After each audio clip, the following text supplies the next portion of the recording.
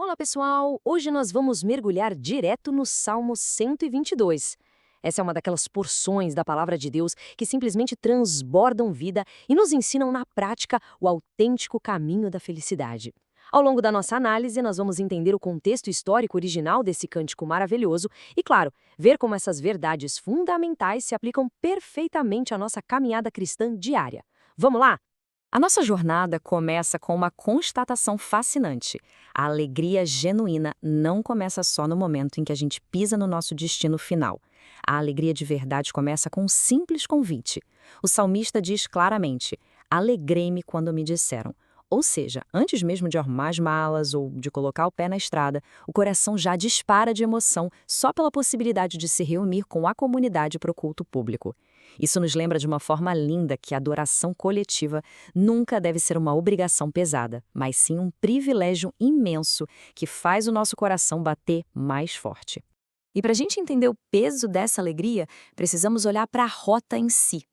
Esse salmo é um dos famosos cânticos das subidas. E geograficamente falando, Jerusalém fica no alto, no meio das montanhas.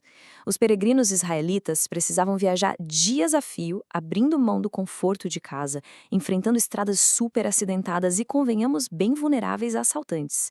Então a jornada passava pela expectativa inicial do convite, pelo esforço e perigo constante da subida, até finalmente culminar na segurança total da chegada. É aquela transição espetacular do perigo da estrada direto para o refúgio seguro. Mas afinal, qual era o destino de todo esse esforço? Era a casa do Senhor, no hebraico, Bet YH. Na época do rei Davi, que foi quem escreveu esse salmo, aquele templo imponente de pedra ainda não tinha sido construído por Salomão, mas a Arca da Aliança e o tabernáculo já estavam ali. Essa casa do Senhor era o ponto central de absolutamente toda a vida religiosa da nação.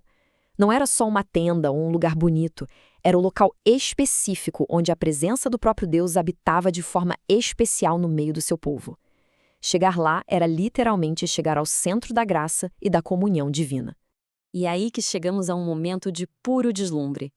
Imaginem só, o cansaço terrível da viagem simplesmente evaporando no exato segundo em que os pés, cheios de poeira, finalmente repousam e pisam firmes dentro das portas de Jerusalém. O que é brilhante de se notar aqui é a mudança na gramática. O salmo começou lá no singular, alegrei-me, refletindo a emoção individual. Mas agora, nas portas da cidade, o texto muda para o plural, os nossos pés. Aquela alegria que era de um só se transforma em um deslumbre maravilhoso da comunidade. A jornada solitária termina no abraço caloroso dos irmãos. Agora, com os pés bem firmes lá dentro, o peregrino levanta os olhos e contempla a arquitetura grandiosa e o propósito daquele lugar. A estrutura de Jerusalém não era só um exemplo de engenharia civil de ponta para a época. Ela tinha um propósito espiritual gigantesco. A cidade funcionava como um verdadeiro ímã para todas as tribos de Israel. Eles não subiam até lá para fazer turismo, mas expressamente para renderem graças ao nome do Senhor. Tem uma expressão muito interessante que diz que a cidade era compactamente edificada. Por causa do terreno montanhoso e acidentado, as casas e os muros em Jerusalém eram construídos coladinhos uns nos outros, quase entrelaçados, sem espaços vazios. E claro, isso ajudava na defesa militar, mas o autor usa isso como uma metáfora visual poderosíssima. Aquela construção física da cidade ilustrava exatamente como o povo de Deus deveria ser. Um povo profundamente unido, entrelaçado em amor, firme e sem dar qualquer espaço para divisões. E quem eram as pessoas que formavam essa unidade inquebrável? Eram as 12 tribos de Israel. A gente sabe pela história que essas tribos nem sempre se deram bem, não é mesmo? Existiam tensões políticas sérias, rivalidades regionais e diferenças culturais enormes entre elas. Mas aqui está o ponto crucial. Quando essas tribos subiam a Jerusalém para as festas, todas as diferenças históricas ficavam do lado de fora.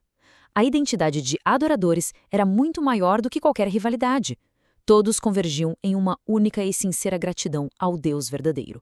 E como isso chega até nós nos dias de hoje? Essa imagem linda de tribos unidas em uma cidade compacta aponta diretamente para a Igreja de Cristo. A primeira carta de Pedro nos chama de pedras vivas, que estão sendo edificadas como casa espiritual. Hoje, pessoas das mais diferentes origens, classes sociais, opiniões e culturas convergem em harmonia no corpo de Cristo. Da mesma forma que as construções lá em Jerusalém se apoiavam umas nas outras de forma sólida, Nós cristãos hoje somos encaixados juntos, pela graça, formando uma morada inabalável para o Espírito Santo. Avançando um pouco mais, o salmista adiciona uma nova e imponente camada a tudo isso.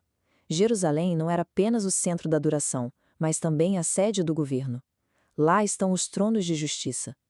No plano original que vemos na Bíblia, a religião e a política se encontravam sob uma regra muito estrita. O rei nunca deveria governar pelos seus próprios caprichos, mas devia ser inteiramente submisso à lei e à justiça soberana de Deus. Esses tronos de justiça eram o lugar exato onde os reis da linhagem de Davi administravam o julgamento no dia a dia. E vamos pensar bem, para uma cidade realmente florescer e ter paz, ela precisa de justiça. E essa justiça precisava ser um reflexo direto do caráter puro de Deus. Quando a justiça funciona, o oprimido encontra refúgio, o malfeitor é corrigido e se cria um ambiente tão seguro que a adoração coletiva pode acontecer sem sombra de medo. Mas nós precisamos elevar esse texto ao seu cumprimento mais perfeito, glorioso e definitivo, que é a absoluta centralidade de Cristo. Tudo isso que a gente viu na antiga Jerusalém aponta de forma majestosa para Jesus. Ele mesmo é o cumprimento da verdadeira casa do Senhor, o Verbo vivo que habitou entre nós. Ele é o autêntico filho de Davi que se assenta eternamente nos tronos de justiça. Jesus é o juiz perfeito e, acima de tudo, ele é o incomparável príncipe da paz. Fica claro que esse salmo ganha um brilho totalmente novo quando a gente o entende através da maravilhosa obra de Cristo. E é justamente por causa dessa necessidade enorme de paz e justiça que o tom do salmo muda completamente a partir de agora. Nós saímos da contemplação e entramos na intercessão fervorosa. Orem pela paz de Jerusalém. O peregrino chama todo mundo ao seu redor para dobrar os joelhos pela cidade. E a oração não vem sozinha, ela vem com uma promessa linda de bênção e prosperidade para todos que amam e se importam com a cidade. A paz não deve ser só um desejo distante, ela precisa ser ativamente buscada em oração. E aqui é fundamental a gente entender a profundidade da palavra que é usada para paz, o famoso shalom. Shalom vai muito, mas muito além de um simples cessar-fogo ou de não ter guerra. Shalom significa uma plenitude completa. Envolve saúde, integridade espiritual, relacionamentos curados e uma prosperidade justa para todos. Tem até um jogo de palavras incrível no hebraico original, onde as palavras para orarem, paz e Jerusalém têm uma sonoridade parecida. O próprio nome de Jerusalém já carrega na raiz essa essência de ser uma fundação de paz. Caminhando para os versículos finais, o autor nos dá a dupla motivação para essa oração tão contagiante. Afinal, por que interceder pela cidade? Primeiro, existe uma motivação totalmente relacional. Por amor dos meus irmãos e amigos. É um ato prático de amor pelas pessoas que vivem lá. Segundo, temos a motivação teológica suprema. Por amor da casa do Senhor. A gente busca o bem daquele lugar simplesmente porque é ali que a glória de Deus se manifesta e o seu santo nome é exaltado. E trazendo essa sabedoria lá do passado para a nossa rotina de hoje, é óbvio que não moramos na antiga Jerusalém terrestre, mas a igreja contemporânea é chamada a praticar esse mesmíssimo princípio. Nós devemos orar e buscar de todo o coração o bem, o shalom, das cidades onde moramos agora.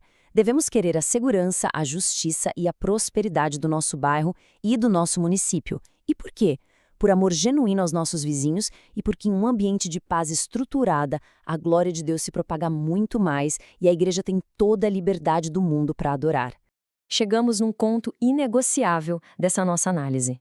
Toda essa imensa alegria de estar junto na adoração e essa paz profunda só são possíveis de serem vividas através do Evangelho. A salvação do cristão é unicamente pela graça. Todo o que crê que Cristo é seu Salvador e Senhor é salvo. Não é pelo nosso mérito, nem pelas nossas obras, é puro favor imerecido. É essa graça transformadora que nos tira do isolamento do pecado e nos faz peregrinos alegres, totalmente inseridos no corpo vivo de Cristo, capacitados pelo Espírito Santo a viver a verdadeira paz. Para encerrar nossa jornada com chave de ouro, deixe uma reflexão provocativa. Se a gente olhar para a cidade de Jerusalém, que não tinha espaços vazios e era inabalável, como a nossa vida cristã está sendo compactamente edificada hoje? Nós estamos vivendo a fé de um jeito isolado? Ou estamos ativamente unidos em amor e na graça de Cristo junto com a nossa comunidade? Que a gente possa orar com todo o fervor pela paz da nossa cidade e que o nosso coração sempre salte de alegria com o convite maravilhoso de adorar a Deus juntos. Até o nosso próximo estudo!